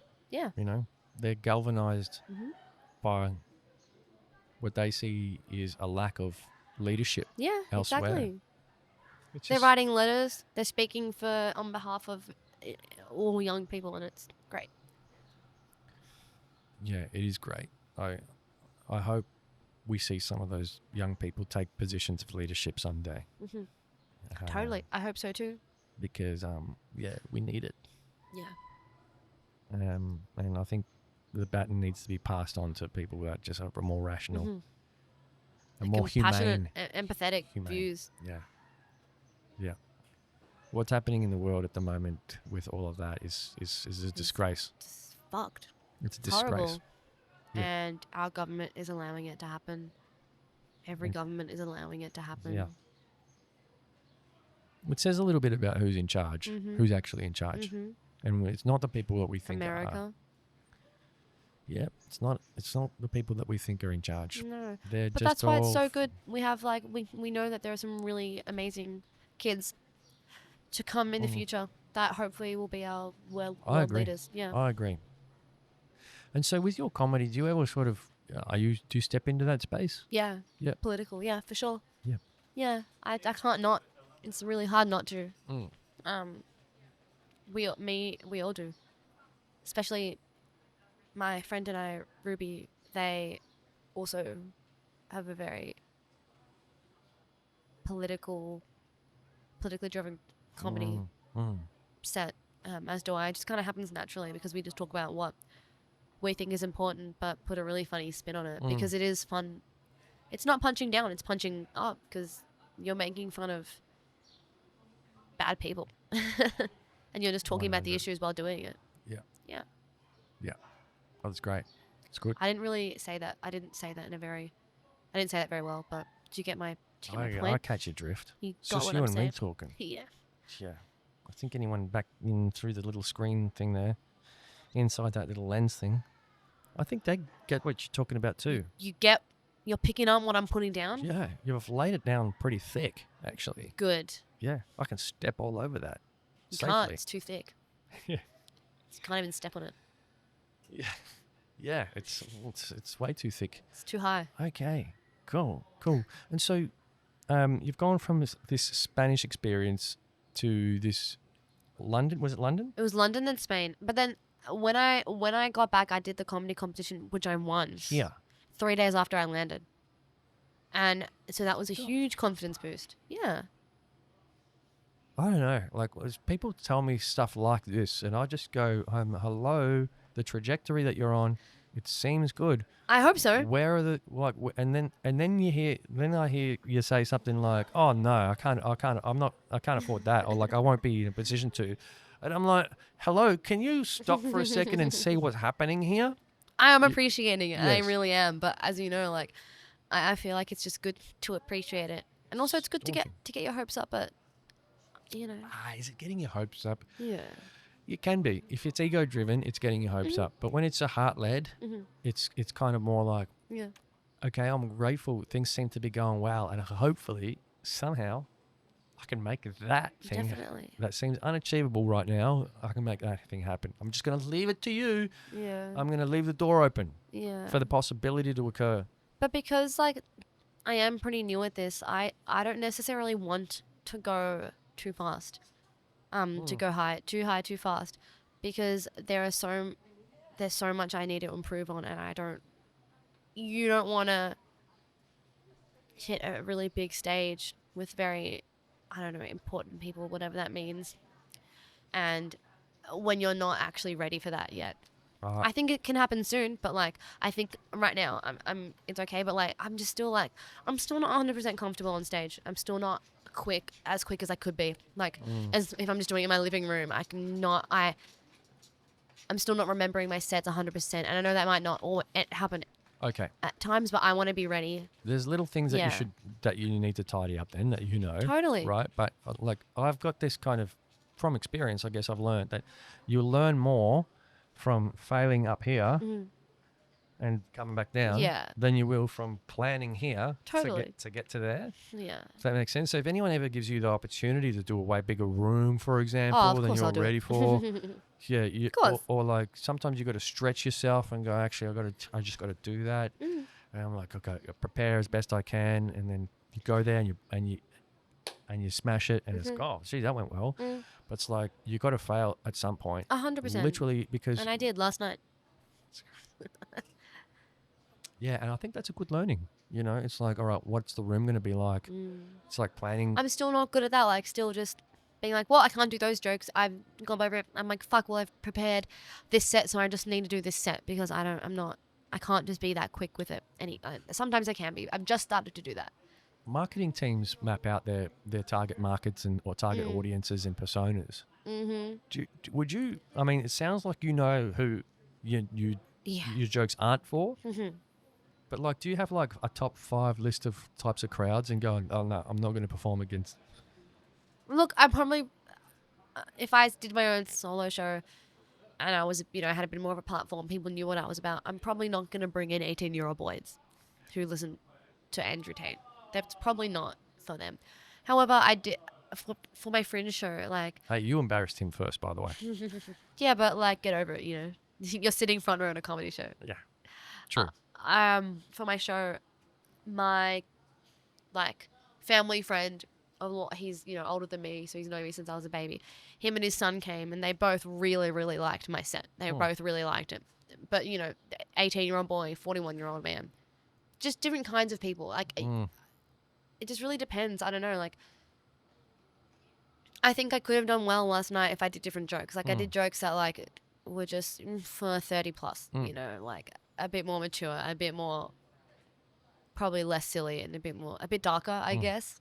I probably should have brought out Sydney Sweeney jokes or something like that, or 667. Is there Sydney? Can you make jokes about Sydney Sweeney? Yeah. What's the joke? Well, she's a Republican, I'm pretty sure. Okay. So you're allowed to make fun of women if they're Republicans. Oh, I didn't know that rule. Yeah, if they vote for Trump, free. Oh, free ball. they're free. Yeah. They're free. Free game. Free game. Okay. Fair game. Hey, fair game. That's great. But I guess coming back to like now Chrissy and New Year's and stuff. What are your plans? I'm going to Brisbane. You're going to Brizzy? Maybe I'll do a room in Brisbane because my family's up there. Again, I don't think they'll like me. Brizzy rooms I've heard are tough because then they have the sports on constantly. They're like in pubs and stuff, and they won't like my work 50-cent jokes. chicken wings. That was my episode. That was episode 50 with William Wong. Oh God, really? He was like, yeah, Maybe I I won't started do a in room. Brisbane. Oh, he was just like, yeah, it was like, I'm trying to do comedy and there's dudes watching the rugby. And Telling you to shut up. well, kind of like what you said, if you can succeed, he's like, and I got laughs. Oh, okay. And he goes, so I knew that if I could get laughs out of those, I could actually get laughs from people that came intentionally to see comedy. Yeah, totally. So it could be a good kind of just like test. Yeah, maybe I'll do it just to humble myself. You'll learn something. Yeah. But I reckon it's a way bigger, like for my ego, I reckon it's a way bigger thrill to like get something out of someone that you thought was going to be hard. Yeah. You know what I mean? Mm-hmm. Like I didn't think I was going to be able to make you laugh, but then I did. Yeah, exactly. You know? And that's like... That actually did happen recently. I did Mountain Liza comedy. Mount Eliza is southeast, isn't it? Yeah, Caleb Highland runs it. Oh, Caleb. Hi, Caleb. Hey. He's probably not watching. No. What was I saying? Yep. And it's in Mount Liza, so it's mostly 50-plus-year-olds. Oh. And I got there and I was like, fuck. I don't know why that... They're only 9 years older than me. That intimidates me. It's bad. And then I was like, okay, we'll just do the jokes that I prepared, see how it goes. And they fucking loved it. They I had did? people come up to me and be like, that was hilarious, because they're there for comedy. And They lapped it up. they loved it. And I was like, oh, Mount Liza, they're maybe a bit more of a conservative crowd. I don't know. I did my dad jokes. I did my drug jokes. I did my gay jokes, and they loved it all. They were really open to it. Okay. Good crowd. That's great. See, we can't judge a book by its cover, No, people. Literally. That's why I took a chance on the 18-year-olds, and I won't do it again. Well, that's kind of the opposite. You would think that they're your crowd. Because, I mean, as opposed to like The girls liked me. There were 3 girls in the audience, and they liked me. There was one girl that was smiling the whole time. But, you know, I want them to laugh, not smile. That's great. Yeah. That's great. And what about anything other than comedy that you got planned in your life, you know, moving on? Or are you just going all in? Well, yeah, right now I'm just going all in for comedy. Because last time we spoke, you were on your way to your premiere of the film of, I forgot the name of the film, but it was really good. I watched Curtain it. Call. Did you watch it? I watched it. Really? It took me a few months. That's okay. I watched it during my 3-month like it? break. Fucking loved it. I'll tell you why I loved it. It reminded me of when I was at film school. Yeah. It, the one shot thing was just superb. Yeah. Superbly executed. Yeah. Right. The cast was freaking fantastic. Yeah, we won the award. Yes, I remember that. The cast was exceptional, Yeah. and like that, the main character, the older guy Yeah, with he's the great. ego. Should have won an Oscar. Honestly, I didn't even think he was acting. He was that good. And he was acting. He's not like that. Thank He's you. really, really good. Because I was like, I reckon that's a real guy playing his real self. That's how darn just good he really was. good, yeah. And like the head stage producer Yeah. lady. Yeah, Roxy. That's her name. Yeah, sorry, I don't have everyone's names, but No, that's her actual name. Roxy, Yeah. she was awesome. She's really good. Also in the comedy scene. Oh, okay. Yeah, and I was just looking at this cast, and I was like, there is no passengers in this cast. Yeah. So that's actually how I felt. I felt like it was my worst take, but that's okay. Yeah, but yeah, the inner critic dominates us. It's bad. Yeah, Yeah. well, it's part of your growth journey. Yeah. It's part of everyone's growth journey. Yeah, definitely. There's no, I mean, some people have it worse than others for sure. But Totally. the inner critic needs to just chill the fuck out sometimes. Definitely. Because, like, honestly, I'm doing my best here. Sometimes the inner critic's good for you because it's like, well, you shouldn't have got home at 2 a.m. when you had to get up at 6 a.m. for this Yeah. important thing. Yeah. Yeah, your inner critic's good then. The inner critic can make you better. Yeah, if you take it seriously. Yeah.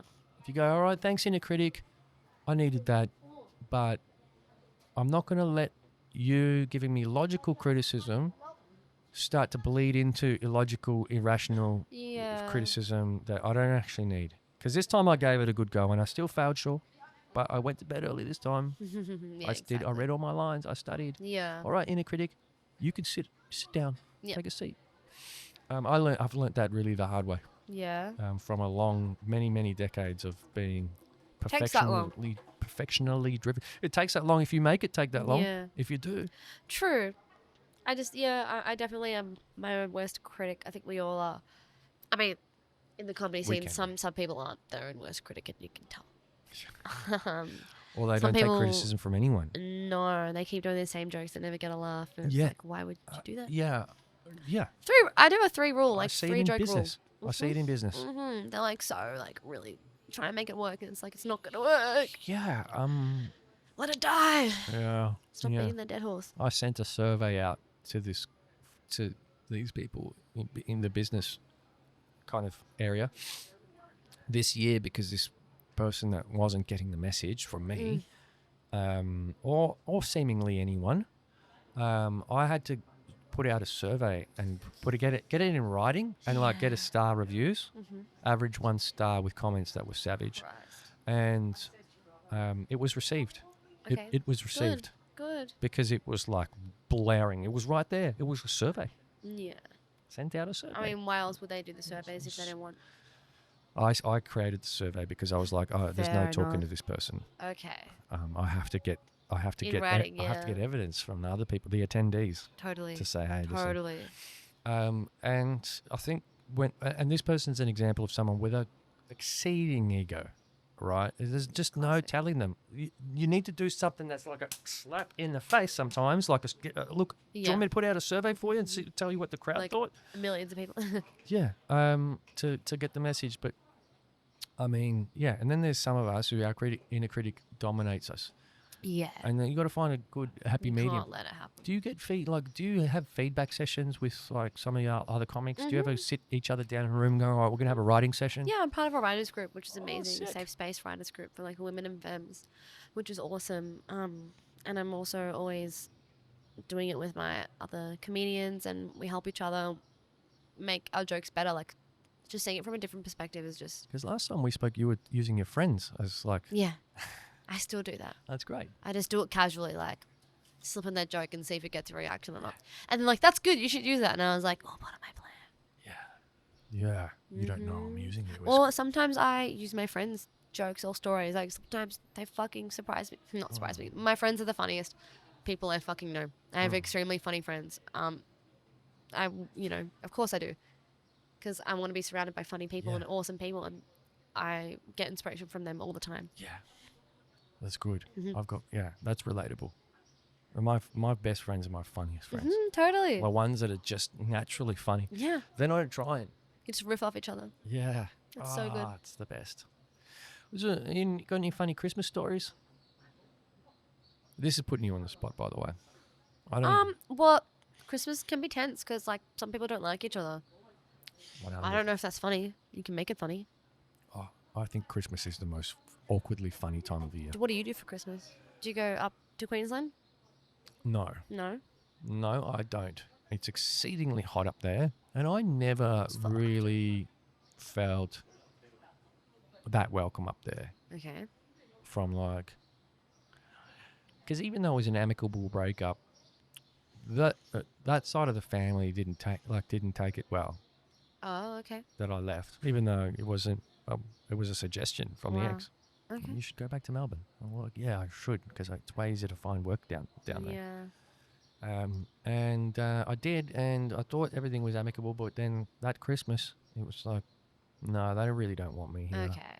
And so, as a dad, I have had to figure out how to take, how to navigate that time of year in a way that doesn't make my daughter feel like she's got to choose. Yeah, totally. Or like she's missing out. That's good.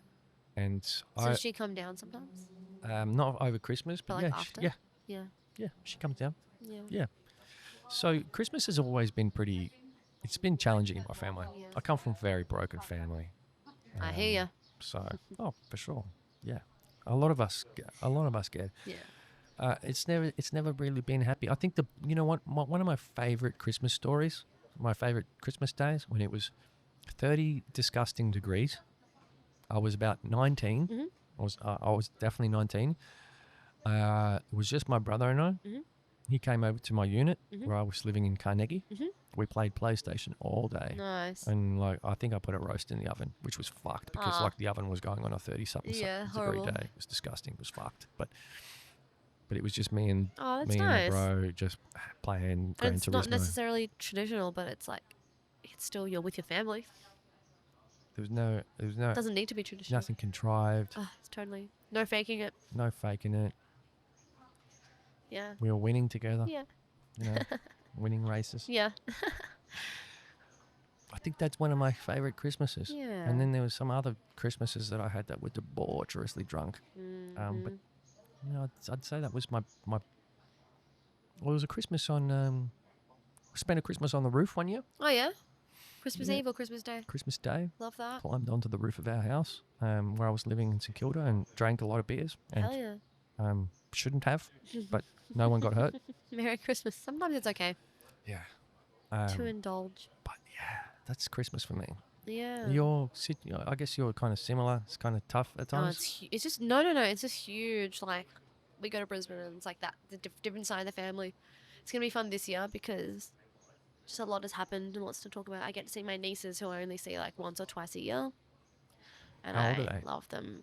11 and 9. Man, they grow up so quick between visits too. The 11-year-old looks about 16. It's insane. Oh, that's not good. I hate it, Yeah, and I just love them so much. yeah, I love them. They're my little babies. that's cute. Are they whose kids are My they? older sister. Oh, Yeah. that's nice. Yeah. And they love You're like me. your aunt. I'm You're- the young cool aunt. Yeah. I'm like, Young last year cool was like, Hey, cool they'll young aunt. decide whether you're cool or not. Well, last year was like the first time where I'm like, are they starting to think I'm not as cool? But they've always been obsessed with me, and I think they're still that's obsessed with me, even if they hide it a little bit. You're a leader in the family. You're Yeah. showing the way. Yeah, well, and also it's like my older sister is always like, it's the pecking order, because the older one is a biatch sometimes to the little one. She really cops it, and so then I'm a little biatch to the older one. And then she goes, oh, Mum, Kiki's being really mean to me. And then she's like, that's the pecking order. You gotta take it. You gotta take it. Yeah. But I nanny as well. And kids do like me because I'm very, like, I just say it how it is. Obviously, I wouldn't put on an MA15 plus movie for them, but if they ask me a question, I'll be honest. As honest as I can be. I'm Yeah. not going to talk condescendingly to them. Mm. Sometimes you have to be if they're like 2. Yeah. Like, appropriately.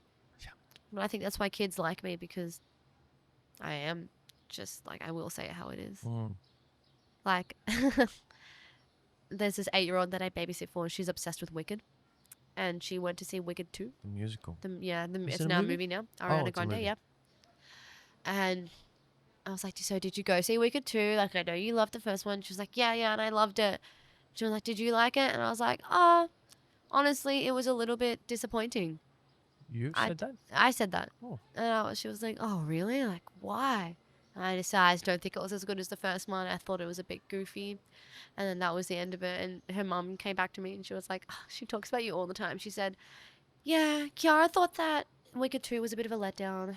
Now that I think about it, I guess she's right. Yeah. So funny. That's an admirable trait, to try and to sort of teach someone that there's not a canned response to this question. Mhm. Like, you are allowed to put some thought and feeling Totally. into what you're being asked. Yeah. And I think kids these days, I mean, the nature of the classroom is such that you are corralled into some, like, the right response. Yeah. You know what I mean? That's where I struggled with. Yeah, and it could just be because, like, there is a right response to, like, how do you spell this word? Totally. And like everything that you're repeatedly doing that day, like 1 + 1 = 2, right? And there is a right response to that. So you spend 6 hours of your day every day going to this classroom where there is just always this right response to everything, Yeah. and none of it's heart-led. It's all logical, right? Oh, yeah. So, like, someone asks you a question about how you feel about a movie, and they're like, see someone like you actually express an opinion that they've thought through, and that's like, whoa, I don't see that. That's like, that's cool. But kids are so honest, so cool. it's good to be honest with them as well. yeah, it's good to see their leaders, like they're people that they look up to, being honest too. It's around 7 or 8 great. where they lose the honesty, where they lose how they are taught how to like really mask it, and like, of course, in the right context, it's good, you know, to be polite and stuff like that. But I 100%. feel like it's around that age where they just white lie. Not that it's like an evil trait, you know, like not like, oh, they're lying, but like it's like they feel they have to respond in a certain way, and I think it's good to kind of just be honest with Well, them. it's good to know when and to pull that lever and when not to. Yeah, You totally, know, totally. Like at someone's funeral, when you know someone doesn't look great, you know, maybe not the time to tell them Yeah, that they should have definitely not. chosen a different outfit. Yeah, totally. You don't need to be honest in that scenario. Sometimes it's okay to lie. Thank you. That's what I'm saying. Yeah. That's what I'm saying. Yeah, it's funny because like I experience it at work a lot. I'm like, oh, Well, like the fake. this person really needs some honesty, but Oh, totally. we've just got to go easy. Yeah, I mean, it's honesty with gotta bring it sensitivity in. too, right? Yeah, we've got to lead into it. Yeah. We can't just go, all right, you need this. Sometimes I'm just like, all right, well, you're paying me for my time, so if you want your value for money, this is what you really need to know. Yeah. But yeah, it's no, it's great. It's great. You know, I guess we're at an hour and 40. Oh. Believe it or not. Yeah. Did we have anything else to do? I don't We've think done so. gifts. Done gifts? Yes. We've definitely I done see. I'll even. You just text me when that's empty, gifts. Okay. and I'll even buy you another round Stop. of gum. You better. That's a promise. Yep. I'll be happy to, because I see that as being important somehow. And what the last thing I want is it for it to be empty and just stay empty. But I could put other things in there. You could. My girlfriend last night Like a suggested terrarium. I bought what's that? A terrarium. Yeah. Imagine if I did that. That'd be sick. That would be sick. That's a sick idea. No. Yeah. You imaginative person. Watch me do it. We bought Maltesers yesterday as well. Oh, I They love were half price. Maltesers. I'm going to do that. And my girlfriend was like, oh, yeah, you could put Maltesers in there. They get malted. Exactly. Yuck. Yeah. You know, and then Yummy. you're trying to take them out of the Yeah, little it's thing. disgusting, And they're actually. just stuck I'll in there. go with the terrarium. Yeah. Go with the terrarium. Well, yeah. Well, I guess thank you for being part of this last recording day. Yeah, thank you for having me. It's an honor to be a part of the last recording day. It's awesome. Yeah. And it's actually been an honor to sit here and listen to your growth over the last what, Thank you. well, like 7 months. Yeah, Because totally. it was May when we recorded. Yeah. It was May. It's December. That's 7 months. And you, Time's going by really fast. boom, Oh, thank you. shows in London, coming back 3 days later, won an award. You know, got already Fringe and Comedy Festival sort of teed up. Hello. I'm excited. Oh, I'm excited for you. Thank I'm you. I'm excited. Better see you at some shows. 100. Just make sure you invite me. Like, send me like a, Yeah. because like I'm Everyone's really, invited. so freaking bad at like keeping track of everything.